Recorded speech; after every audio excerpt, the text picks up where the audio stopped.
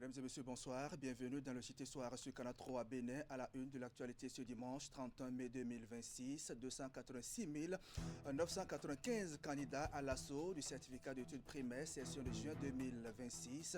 Les épreuves seront lancées demain lundi 1er juin sur l'ensemble du territoire national. À la veille de l'examen, le ministre des Enseignements maternels et primaires a délivré un message à l'endroit des candidats et tous les acteurs impliqués dans l'organisation de cet examen. On en parle dans un instant. On parlera également de ce geste de l'Union islamique du Bénin. Elle offre des bœufs aux musulmans dans le cadre de la célébration de la fête de la Tabaski. C'est une tradition soutenue par l'ambassade des Émirats arabes unis. Images et reportages à suivre. Assure également les temps forts de la messe d'action de grâce organisée par la communauté de l'église du pasteur Jean Agoumpe. L'objectif est d'exprimer sa reconnaissance à Dieu pour ses bienfaits dans la vie de Dieu donné à Gompé, un serviteur de Dieu qui a connu quelques difficultés avec la justice il y a quelques jours. Voilà pour le sommaire. Merci d'être au rendez-vous de l'information sur Canal 3 Bénin. 847 centres vont accueillir à partir de demain, lundi, 286 995 candidats à l'examen du certificat d'études primaires session de juin 2026. Un effectif qui connaît une hausse de 5,55% par rapport à l'année dernière. À quelques heures de lancement des épreuves, le ministre, dont le gouvernement rassure les candidats, leurs parents, ainsi que l'ensemble de la communauté éducative sur les dispositions prises pour garantir un bon déroulement des épreuves sur l'ensemble du territoire national. Dans un message adressé aux candidats, le ministre des Enseignements maternels et primaires les invite à faire preuve de sérénité et se rendre tôt dans leurs différents centres de composition. Voici un extrait du message du ministre Armanata.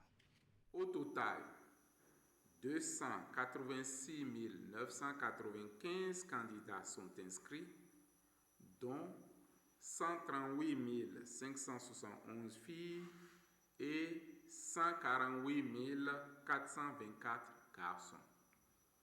Les candidats sans difficulté majeure, au nombre de 286 898, sont répartis dans 847 centres de composition. À eux s'ajoutent les 97 candidats à besoins spécifiques, dont 36 filles réparties dans 13 centres de composition. Comparativement à l'année 2025, le taux d'inscription affiche une croissance de 5,56%. Je voudrais rassurer les parents que le gouvernement, sous l'autorité de son chef, le président Romia Wardani, a prévu un dispositif sécuritaire spécial tout autour et à l'intérieur de chaque centre ouvert dans certains départements en vue de permettre à tous les candidats et toutes les candidates de pouvoir composer avec la quiétude, la confiance et l'assurance requises. Quant à vous, chers candidates et candidats, vos directeurs et d'autres enseignants dont je loue ici la vaillance et le professionnalisme vous ont déjà habitués grâce aux différentes activités auxquelles vous avez pris part, à la discipline et à l'éthique à observer tout au long du déroulement des phases écrites, orales et sportives de l'examen. Alors, restez sereins et composez en toute confiance. Soyez à l'heure dans vos centres de composition respectifs. Toujours dans l'actualité, le ministère de la Communication trouve sa place et son importance dans le premier gouvernement du président Romia Wardani, auparavant supprimé sous le régime de Patrice Talon. Ce département ministériel dédié aux médias et à la communication a été réintégré pour aborder plus efficacement les problématiques du secteur et améliorer les conditions de la presse béninoise.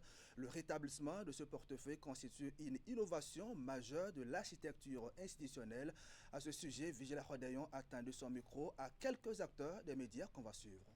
Le CNPA, de commun accord avec l'UPMB, on a sorti un communiqué pour saluer le retour. C'est le retour du ministère de la Communication, notre ministère de tutelle. Voilà.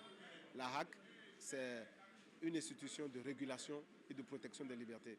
Mais en temps, il s'est On s'est trouvé que la HAC semblait jouer les deux rôles.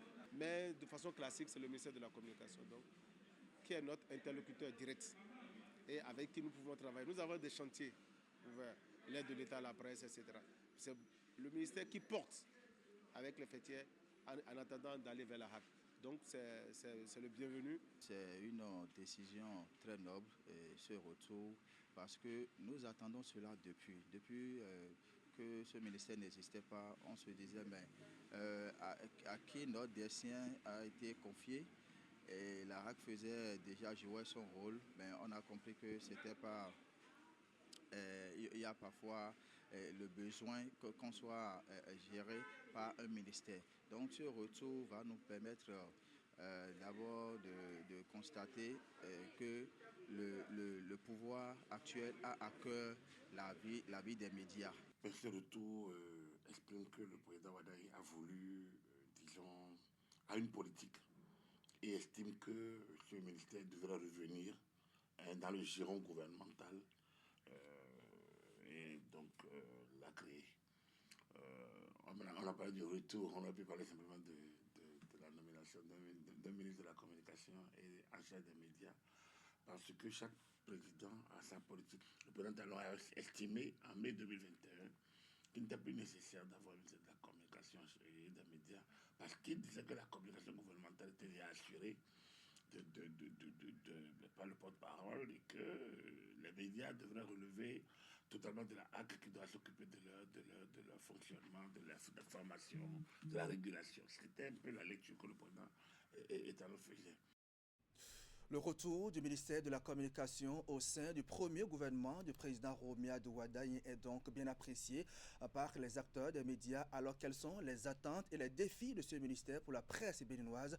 Agapit Maforikan répond ici au micro de Vigila Rodayon. C'est déjà la réorganisation de la profession.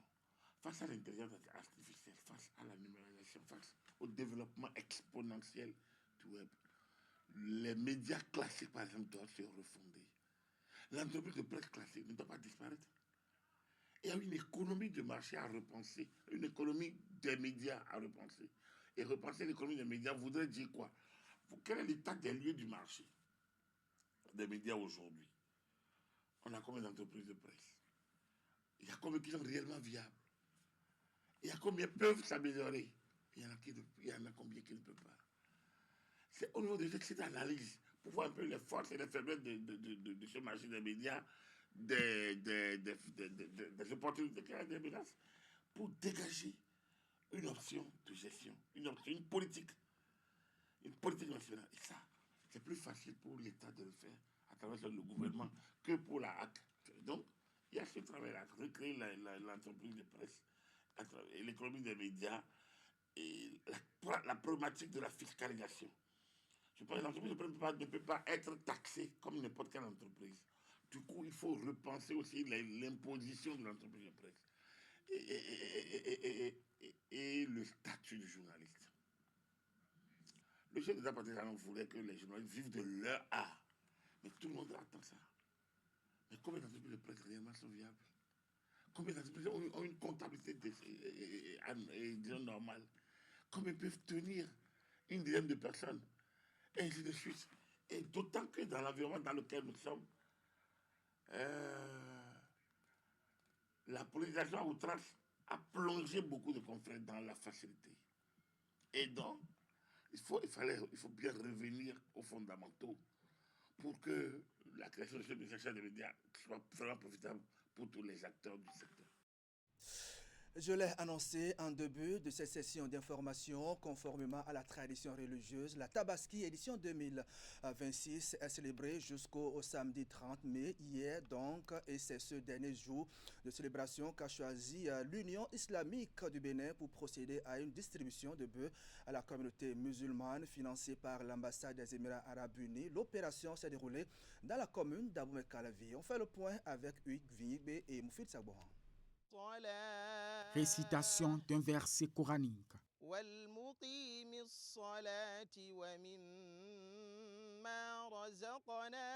Prière du président de l'Union islamique du Bénin.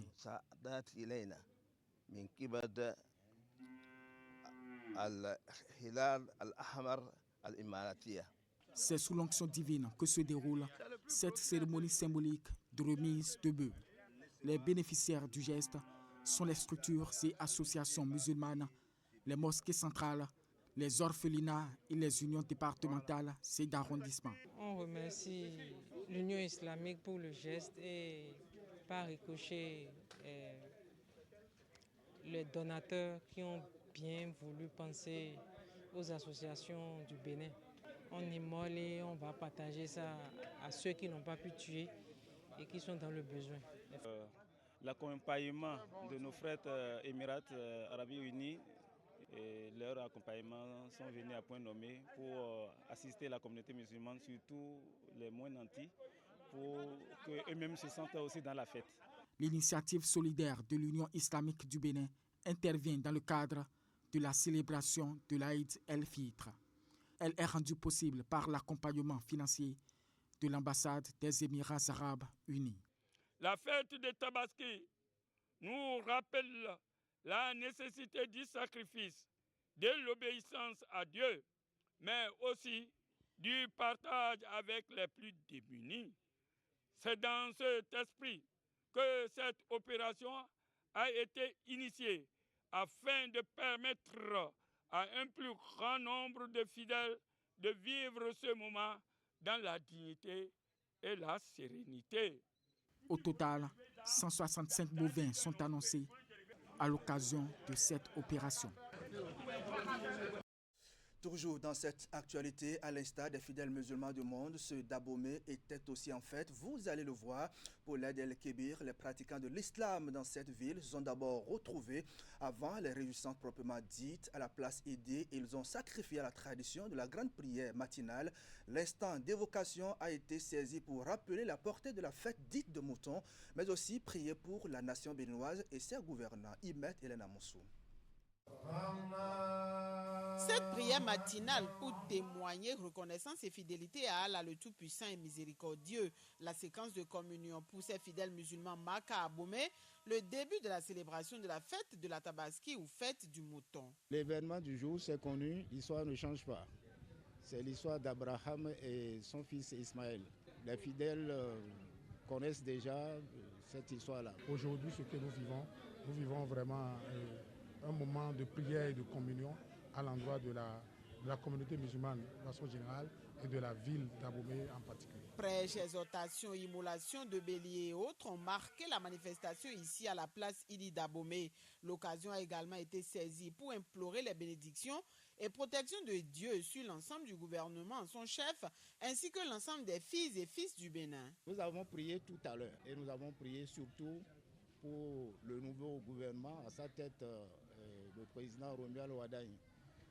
Nous allons continuer de prier parce que sans mentir, nous avons vu ce que le président sortant, Patrice Talon, comment il a changé ce pays en disant son prédécesseur, il faut prier, le soutenir dans tous les sens pour que lui aussi fasse même plus.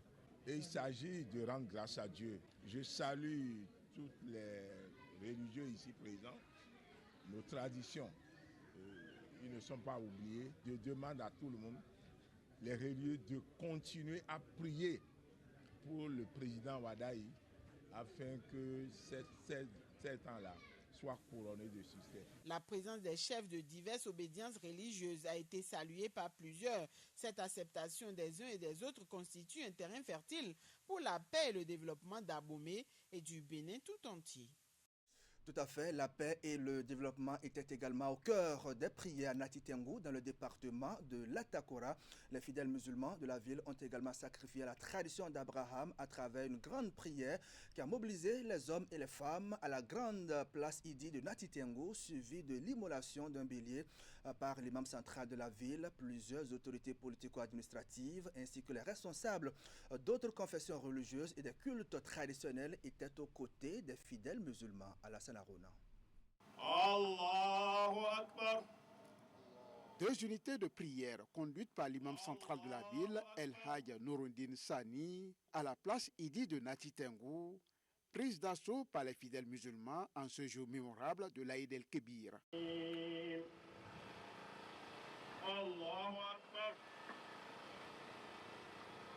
Après ces 2 rakats, place au sermon au cours duquel l'homme de Dieu va invoquer Allah et demander sa clémence afin que règne la paix au Bénin. Ô âme, craignez Allah le plus exalté, rahmatan lil alamin, wa qudwatan lil alamin. Après cette étape empreinte de solennité, l'imam central de la ville va procéder à l'immolation de sa bête, donnant ainsi le top à toute la communauté qui devra en faire de même une fois de retour à la maison. Nous avons suivi le message, la prière de l'imam central qui a prié pour le président de la République qui a été investi. Et il a prié pour toutes les autorités. Je pense que c'est un message fort pour nous et pour le monde entier. Et je demande à toute la population de l'Atakora à accompagner le président et tout son gouvernement. Le fait de retrouver les différentes autorités politico-administratives, les leaders religieux, toutes confessions religieuses confondues présentes ici, cela dénote de la force et montre à nos communautés que la cohésion sociale est quelque chose que nous devons pouvoir travailler à conserver. Célébrée 70 jours après le Ramadan, la Tabaski, la plus grande fête de la communauté musulmane, est marquée par l'immolation d'une bête conformément à la tradition du prophète Abraham, en signe de soumission à Allah. Dans le reste de l'actualité pour le compte de cette édition, on va parler de ce rendez-vous majeur. Il s'agit de l'édition 2026 du festival dénommé La Relève Afrique. C'est Cotonou qui accueille l'événement du 4 au 13 juin prochain. Une compétition artistique et culturelle qui met en lumière une nouvelle génération d'humoristes africains.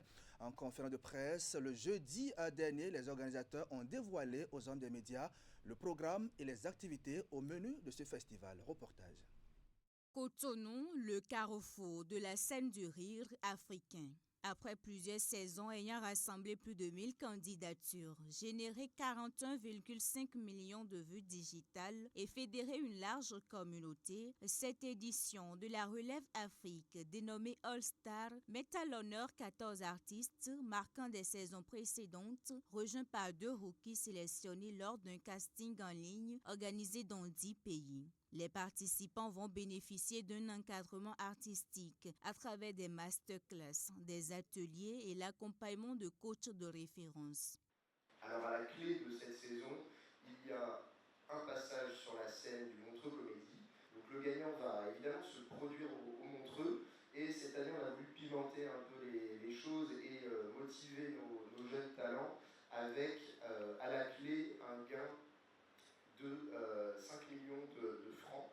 Le programme va s'ouvrir avec les demi-finales prévues les 4 et 5 juin 2026 à 19h30 à l'Institut français du Bénin à Cotonou. 2 soirées de compétition vont réunir plusieurs humoristes tous les soirs devant un public appelé à départager des prestations décisives pour lasser à la suite de l'aventure.